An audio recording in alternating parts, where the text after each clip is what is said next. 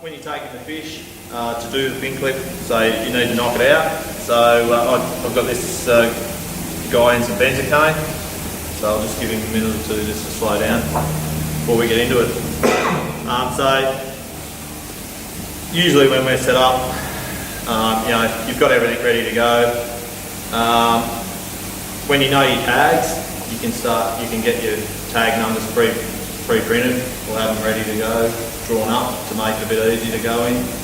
And yeah, obviously important to make sure you get the right tag and the right sample and things like that.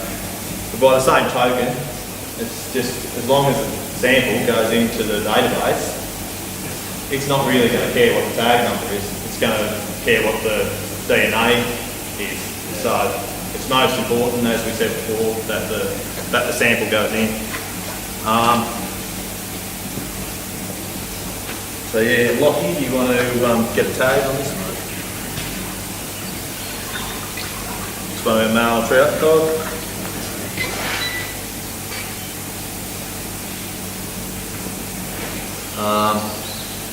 So yeah, basically take your fin clip off any of the soft fin. So on your caudal, dorsal, anal, or pectoral. So it's not going to flip away on me.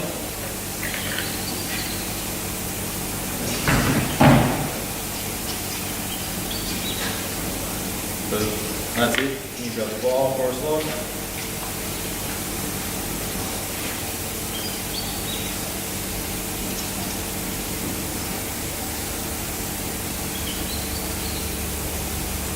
So he's in there.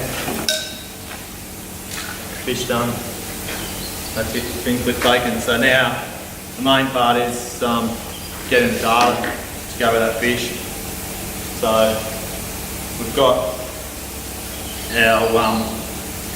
our sheets.